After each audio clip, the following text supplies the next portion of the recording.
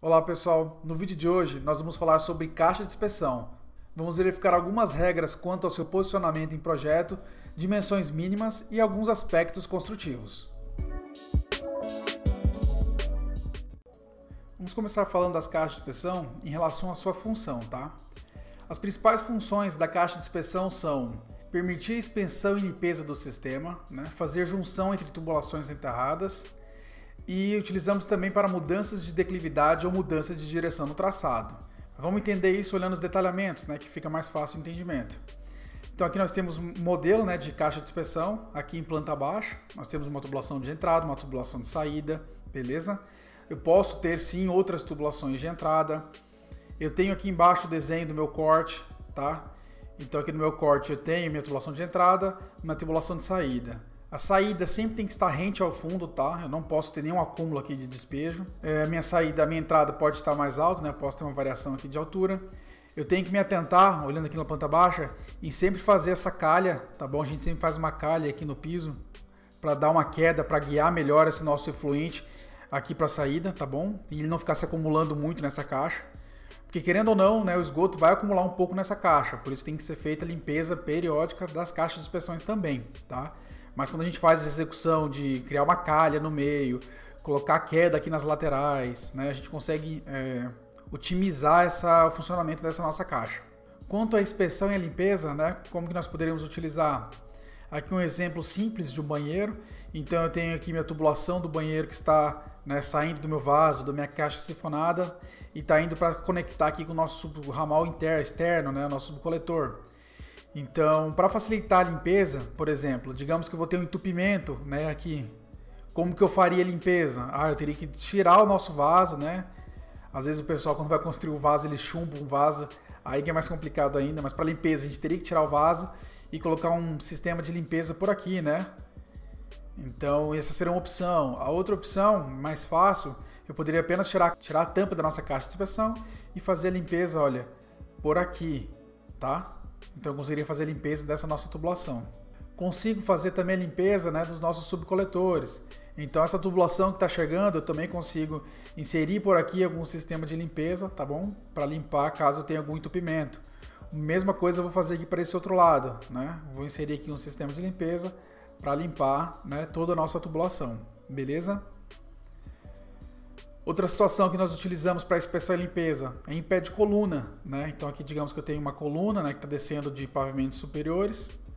Então a gente faz a alocação da nossa caixa de inspeção, tem que estar uma distância, não pode estar a menos de 2 metros de distância da nossa edificação, tá? E como nosso pé de coluna aqui, essa região é bastante propício, de a gente ter acúmulo de resíduos, Por isso que a gente coloca uma caixa aqui próximo, que a gente tira a tampa, alguém entra aqui dentro e faz a limpeza, tá? Faz a limpeza desse nosso pé de coluna, beleza? Quanto à junção, Mesma coisa, eu tenho uma tubulação de esgoto vindo aqui da minha edificação, Para cá eu tenho uma edificação. Essa minha tubulação de esgoto está vindo e conectando com o meu ramal externo, com o meu subcoletor. Essa conexão, pessoal, tem que ser feita com caixa de inspeção, tá? O correto é a gente fazer dessa maneira. Porque, de novo, a gente consegue fazer por ela, fazer a limpeza para cá da nossa tubulação, fazer a limpeza para dentro da nossa edificação e fazer também a limpeza nessa região, tá? Então, sempre que nós tivermos junções, principalmente com subcoletores, tá? Junções externas, a gente utiliza caixa de inspeção. Mudança de declividade.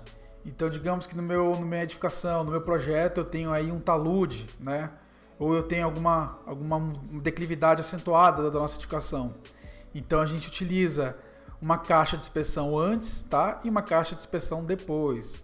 Nesse caso, você poderia até trocar a caixa de inspeção, por por um terminal de inspeção e limpeza, tá? Mas esse assunto a gente vai deixar para outros vídeos. Por enquanto, vamos focar em caixa de inspeção. E quando eu sei, que minha declividade aqui está demais, nós vamos fazer a análise do seguinte: se a minha tubulação externa está tendo uma inclinação maior que 5%, não tem o que fazer.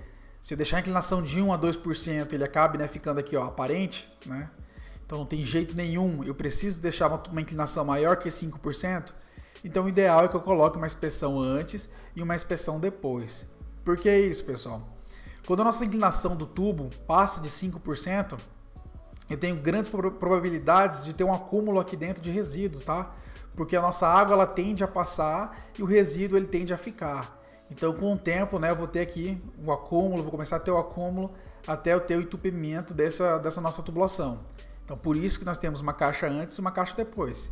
Que caso essa tubulação venha entupir, né, a gente consegue facilmente aqui abrir essa tampa da caixa e fazer a limpeza interna, beleza? Quanto à mudança de direção de traçado, então no meu subcoletor, né, no meu ramal externo da edificação, se eu tenho mudanças de direção, então a gente utiliza caixas de inspeção, né? Então aqui está um traçado saindo de uma caixa de inspeção indo até a fossa. O correto seria a gente fazer dessa maneira, tá bom? Então nós colocaríamos uma caixa aqui e uma caixa aqui também. Então, como a gente percebeu, a principal função da caixa é trazer, né, facilidades para a gente quanto à limpeza e manutenção do nosso sistema, beleza? Vamos analisar algumas regras de uso, né?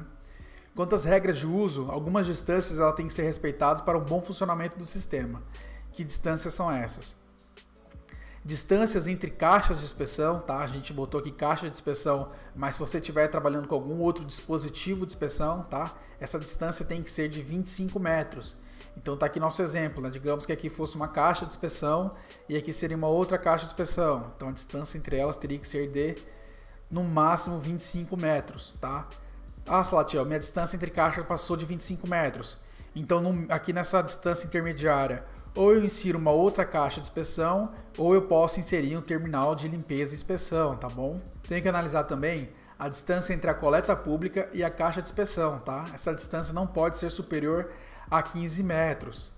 Então, se eu vou ter uma coleta, se eu vou fazer uma conexão aqui externa, tá?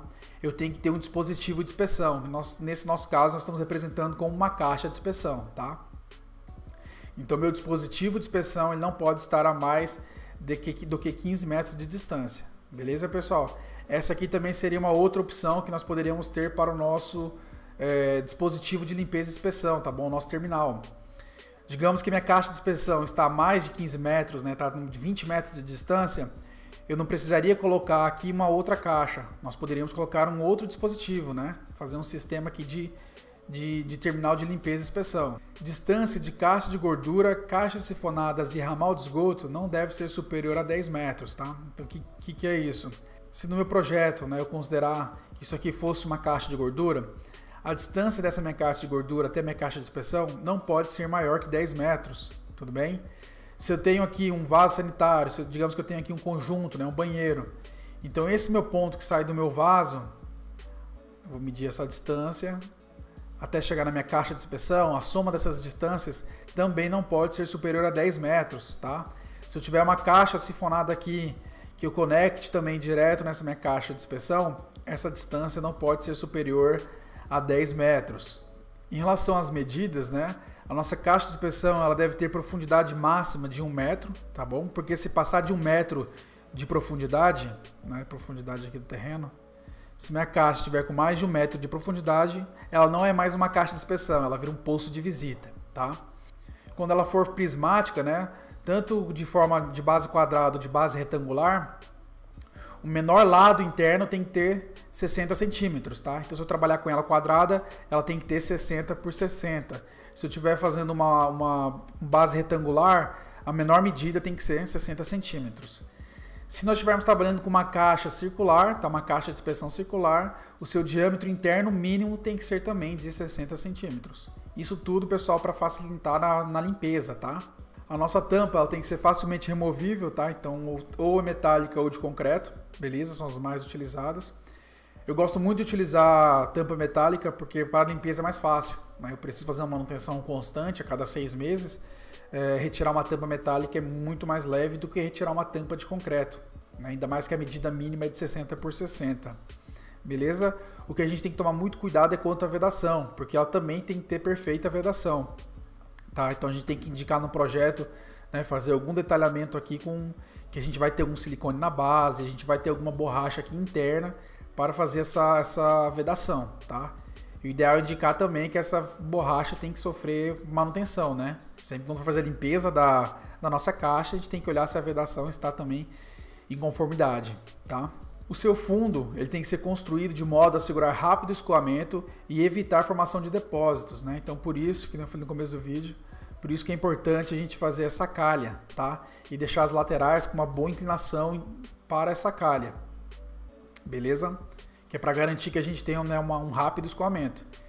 Pessoal, se quiser ainda fazer um tratamento nessa base, com uma pintura epóxi, fazer algum tratamento para deixar essa superfície mais lisa, né?